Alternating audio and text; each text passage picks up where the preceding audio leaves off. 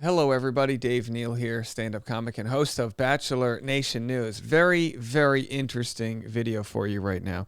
An anonymous journalist, student journalist, is attempting a smear campaign on Clayton Echard, Bachelor Clayton Echard. They're asking for the cancellation of Clayton over what? Well, we're going to get into that.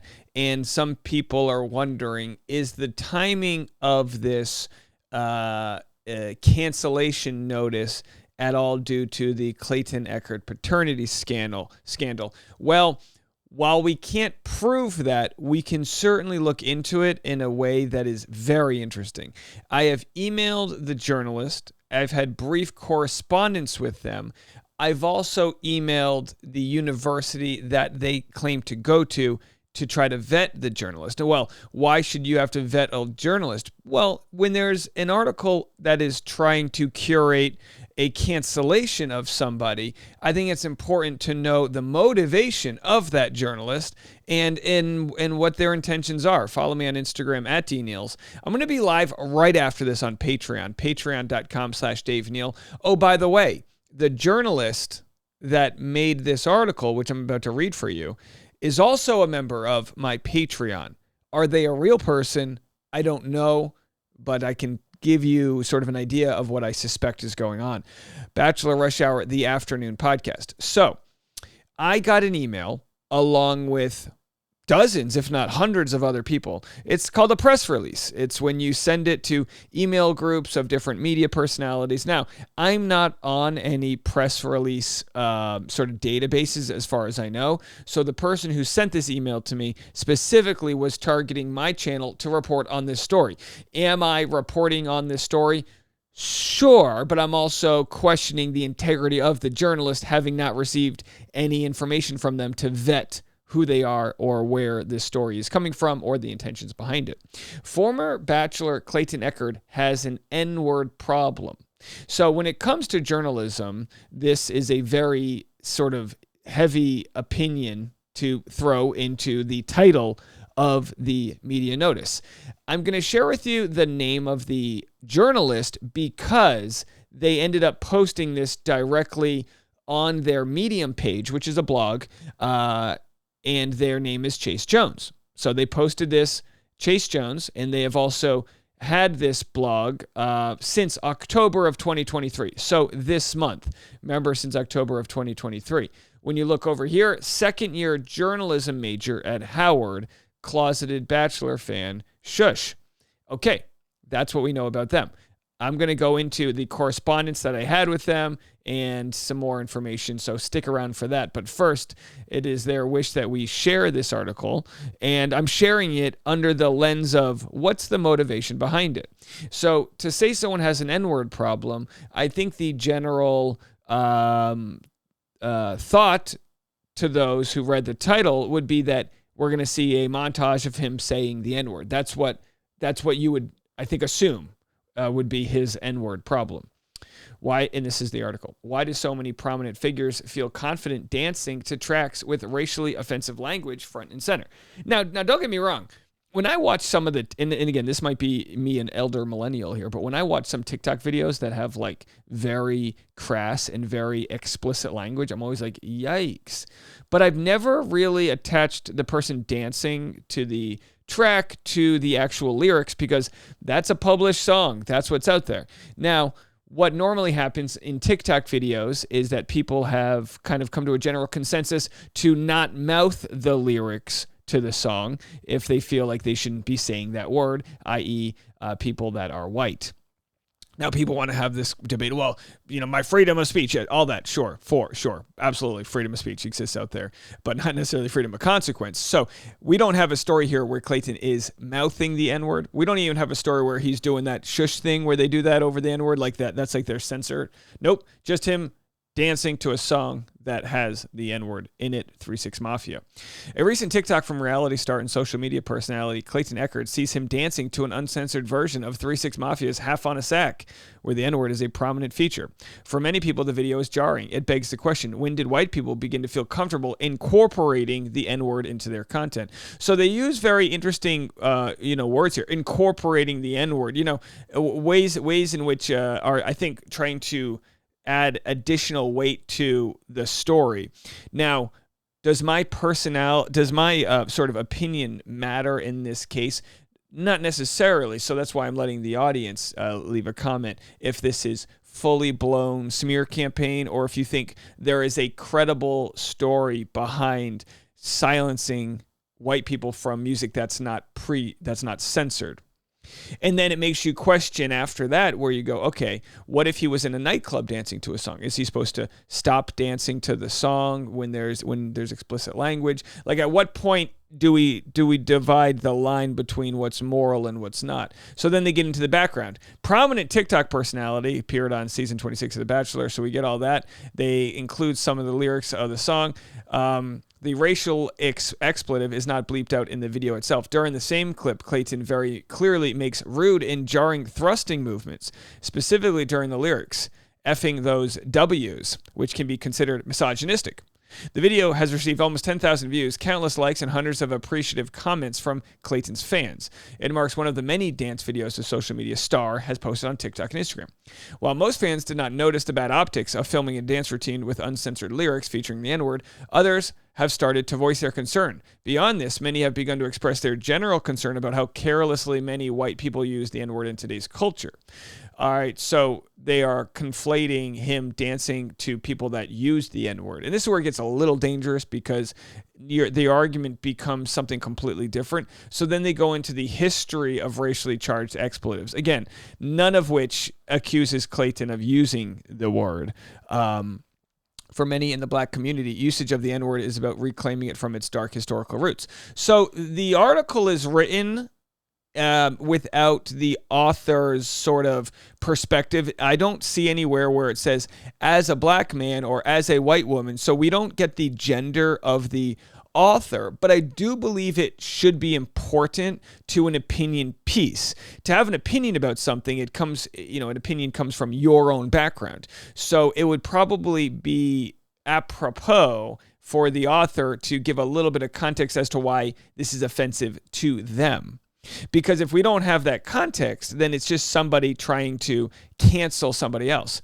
The issue of ignorance rears its head most prominently when it comes to music lyrics. White people often casually, unthinkingly rap the N-word when they hear it in a song. I don't know if that's true, that it is a issue that a lot of people do. I know there has been a talk of moral boundaries where some people thought it used to be okay to say it in music and now no longer do that. That's an issue above my pay grade, but I think it's safe to say the rules on this have changed, maybe not in your opinion or someone else's, but the general view of society. I think the rules have changed. And we say that because there's plenty of people that go, oh my gosh, I can't believe there's a video of me doing that. I would have never done that in today's day and age and all that jazz. That's a separate issue.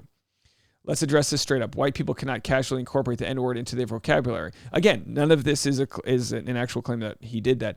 The issue at hand, if we are to promote justice and equality, we cannot allow the N-word to be casually used or thrown around.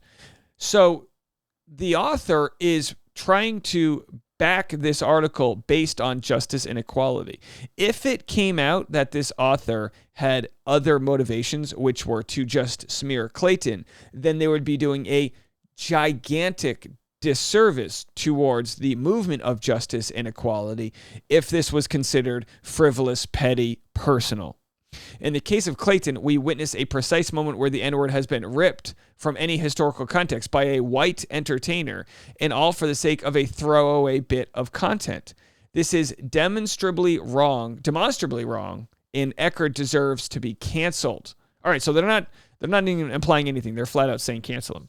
Clayton's video promotes a laid-back attitude towards the N-word, which in turn encourages others to think it is harmless and not racially charged to use this word. We can also, whenever Someone says, which in turn encourages others. That's always dangerous to say, because what this person's saying is encouraging this other person to do this. And it's like, we all have free will. No amount of Clayton dancing should encourage anybody else to throw around a racial slur. Let me repeat that. No amount of Clayton dancing right here should encourage anyone else to throw around a slur. So there he is dancing penguins. I'm turning the music down. This is the YouTube channel, which was uploaded 12 days ago, of Chase Jones. So this is all public. I'm not, because I was like, all right, well, do I want to share this person's identity, because you don't want to reveal a source or anything, but they sent it publicly. It's publicly on their Medium page, all of this jazz, right? So then the article finishes. We can also add to this the fact that Clayton appears to have a tauntingly rude outlook on lyrics, which demean women, evidenced by his dance moves, which is similarly not okay. Other prominent figures have been canceled for lesser transgressions. I disagree. I don't think there's any evidence of other prominent figures being canceled for similar or lesser transgressions. So it feels important to bring up issues like this when they rear their head. And that's the end of the press statement. So when we go to the actual article, it's not really a clear ending. Let's see if they have a better ending. No, that's how it ends. So there it is, folks. I emailed this person back. When they sent me this email, it didn't include anything other than the notice. So it didn't say any sort of context whatsoever. So I felt it would be harmful to just release this story being a puppeteer for someone else's smear campaign. And I responded, "Hi. Can I get a little more info? Did you write this press release? If I run with this story of yours, can we do a FaceTime call so I can ask a few questions? Thanks." I had no plan on running with this story, as it were, because I felt it was stupid. I felt it was frivolous. I felt it was petty and personal and all those things. That was just my sort of vibe I was getting. And then I received a response. "I wrote it with someone else, but we can do a FaceTime call. Sure." I said, "Okay, what time works for you? And does the other author want their name attached?" And then I did not receive a response. And then I wrote back, "I'd like to report this story, but need to ask a few follow-up questions. Are you available to chat?" I still have not received a response, but being in good faith, I'm going to check my email right now. No, I still have not received a response. Okay, so I have not received a response. So this leads to the next topic, which is, who is this person, right? So we look into it, and I'm going to share with you when I search this person. The only thing that came up is that they actually joined my Patreon. Hi, thank you for the support. I appreciate those that support my Patreon, patreon.com/Dave Neal. In this time where we've discussed Clayton's issues, we've had an influx of people joining the Patreon. And while it's a private membership, I do have to be careful that I don't say anything that can get me in trouble. And I think it's very fair to share somebody that has joined the Patreon right here. And we look further into Chase J. Jones. They say they go to Howard University, a historically black university. So I think it's fair to assume that whoever is Chase J. Jones is at least implied that they are a black student from Howard University. I reached out to Howard University. I said, "I have a relatively interesting and bizarre request. My name is Dave Neal. I'm a stand-up comedian YouTuber. I want to reach out to someone within the journalism department at Howard University regarding the vetting of a student. Is there a Chase J. Jones or any version of the name in your database? They claim to be a second-year journalism major, and my suspicion is that it is someone falsely claiming to be enrolled to Howard University. It would be terrible to find out someone is using Howard University as a shield to push an agenda. I make content on YouTube that discusses Bachelor Nation world of pop culture, and it appears there may be people impersonating a student at Howard in order to push a smear campaign about this individual. I suspect this because when this person, Chase, approached me online to run with an article that they wrote, they refused any follow-up questions and any vetting of their identity. I think when it comes to campaigns where an individual is trying to cancel another individual, vetting of the author is important.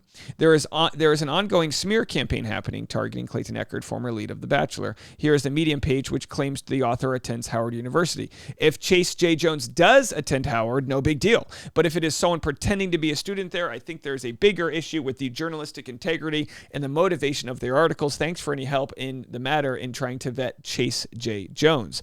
Again, this person has publicly shared this article to question whether or not it is a smear campaign, I believe it is a smear campaign. That's for you to decide. But of course, when looking into students, it's very hard to find a database of students just because I respect that information is kept private. But I will let you know if I hear back from Howard University, or if we have anyone at Howard University that can find out the identity of this author. I ask that not to expose them. They're clearly already on the internet, not to expose them whatsoever, but just to get more information about why they feel like this article should be written, especially about someone so specifically niche like Clayton Echard.